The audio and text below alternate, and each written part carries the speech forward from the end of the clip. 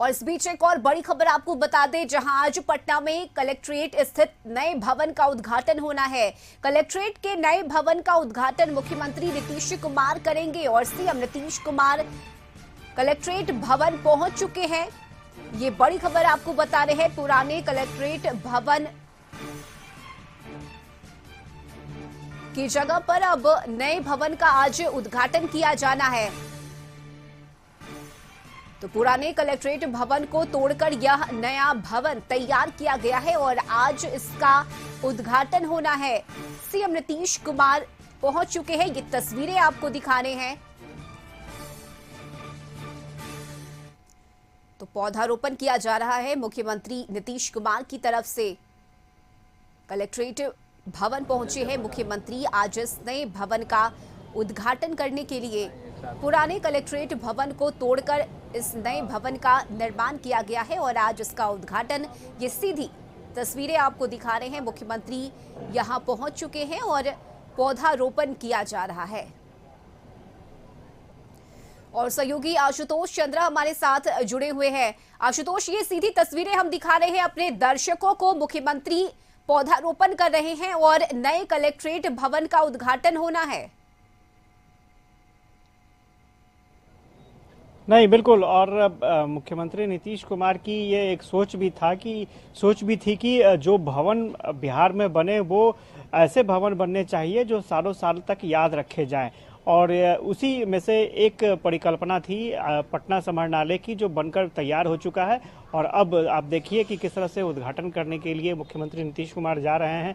सबसे पहले तो वृक्षारोपण मुख्यमंत्री ने किया और उसके बाद अब मुख्य समाहरणालय परिसर की तरफ बढ़ रहे हैं मुख्यमंत्री, और उनके साथ भवन निर्माण मंत्री भी मौजूद हैं। चूंकि इस भवन को लेकर के एक बात स्पष्ट थी कि पुराना जो भवन था वो डच तकनीक पर आधारित था और मुख्यमंत्री ये चाहते थे कि डच तकनीक से जुड़ी जो यादें हैं, जो अवशेष हैं, वो यहाँ पर मौजूद रहे। तो उसकी भी व्यवस्था की गई है। 8 पिलर ऐसे हैं जो डच तकनीक के आधार पर बने हुए हैं, उनको यहाँ पर संरक्षित रखा गया है। साथ ही साथ इस भवन को बनाने के लिए विशेष तकनीक का भी इस्तेमाल किया गया है, चूँकि ये भवन पूरी तरीके से भूकंप रोधी बनाया गया है।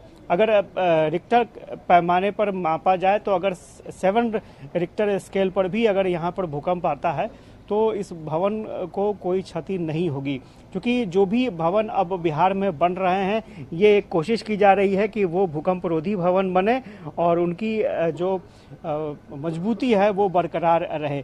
और इस समाहरणालय परिसर की खास बात ये है कि यहाँ पर 450 से ज़्यादा गाड़ियाँ जो है एक साथ पार्क भी हो सकती हैं, क्योंकि यहाँ सिर्फ समाहरणालय परिसर नहीं है, यहाँ जिला विकास भवन भी है, यानी जिला परिषद, पटना जिला परिषद से जुड़े जो सदस्य हैं वो भी यहाँ पर अपनी मीटिंग कर सकेंगे। इसके अलावा अनुमंडल कार्यालय भी है और समाहरणालय परिसर जो मुख्य परिसर है वो है। हम कैमरा पर्सन से कहेंगे कि जरा एक लॉन्ग शॉट्स दिखाएं समाहरणालय भवन का। बहुत ही आकर्षक, बहुत ही सुंदर भवन का निर्माण यहाँ पर हुआ है। और चूँकि अगर पटना की बात करें तो पुलिस मुख्यालय, एक बहुत शानदार पुलिस मुख्यालय भवन बनाया गया था, वो भी भूकंप रोधी भवन था। और उसके बाद पटना समाहरणालय का ये भवन बनकर तैयार हुआ है। मुख्यमंत्री यहाँ पर पहुँचे हैं उद्घाटन के लिए और ये आज के बाद से आम लोगों के लिए ये मुख्यालय समाहरणालय परिसर जो है वो खुल जाएगा, क्योंकि इससे पहले ये कठिनाई होती थी कि जो पुराना समाहरणालय परिसर था वो काफ़ी जर्जर हो चुका था, काफ़ी पुराना हो गया था। और यही वजह थी कि समाहरणालय परिसर के जो दफ्तर थे वो अलग अलग जगहों पर शिफ्ट कर दिए गए थे।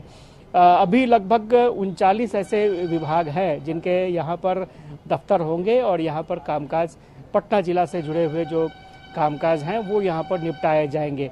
तो एक बड़ी समस्या होती थी पटना जिला के लोगों के लिए, क्योंकि एक साथ एक जगह पर भवन नहीं होने से विभाग के काम करने में कठिनाई होती थी, लोगों को अपना काम करवाने में परेशानी होती थी, अलग अलग जगहों पर उन्हें जाना पड़ता था। लेकिन अब एक ही स्पॉट, ऐसा स्पॉट होगा जहां पर सारे काम एक ही जगह से निपटाए जाएंगे। और यही वजह है कि इस भवन की बहुत ज़रूरत भी थी और काफ़ी शिद्दत से इसका निर्माण काम पूरा हुआ है और अब ये भवन आम लोगों के लिए खुल जाएगा। तो इसमें कोई दो राय नहीं है कि इस भवन के निर्माण के बाद आम लोगों की परेशानी दूर होगी। 150 करोड़ से ज़्यादा की लागत का भवन बनकर तैयार हुआ है और हम आपको वो दिखा रहे थे डच तकनीक के आधार पर जो पिलर को संरक्षित रखा गया। आप यही देखिए 8 पिलर हैं जिन्हें संरक्षित किया गया है और इसको संरक्षित करने के लिए विशेष दिशा निर्देश भी सरकार की तरफ से दिए गए थे और मुख्यमंत्री ने आते के साथ सबसे पहले इन पिलरों को देखा है। उसके बाद वृक्षारोपण करने गए हैं मुख्यमंत्री और फिर उसके बाद जो भवन का उद्घाटन करना था उन्होंने भवन का उद्घाटन किया है। तो ये भवन बनकर तैयार हो चुका है। पटना में और भी कई भवन हैं जिनका निर्माण कार्य चल रहा है। खासतौर से अगर बात करें साइंस सिटी पर को लेकर के सबकी निगाहें टिकी हुई हैं क्योंकि बापू सभागार और साइंस सिटी एक साथ बन रहा था। बापू सभागार बन चुका है और बापू टावर भी बनकर तैयार हो चुका है। अब साइंस सिटी पर सबकी निगाहें टिकी हुई हैं। साइंस सिटी भी जल्द ही अब आम लोगों के लिए खुलेगा, उसका भी उद्घाटन किया जाएगा। तो ये पटना समाहरणालय की तस्वीर हम दिखा रहे हैं और मुख्यमंत्री कुछ देर के बाद यहाँ से निकलेंगे। हमारी कोशिश होगी कि उनसे उनकी राय जानी जाए कि जो चाहते थे, जिस परिकल्पना को लेकर के उन्होंने यहाँ का निर्माण कार्य शुरू करवाया था, वो पूरा हो सका है या नहीं। जी बिल्कुल आशुतोष, और नए तकनीक से इस भवन को तैयार किया गया है। आशुतोष, हम दोबारा से आपसे जुड़ेंगे। फिलहाल बहुत शुक्रिया आपका तमाम तस्वीरें साझा करने के लिए।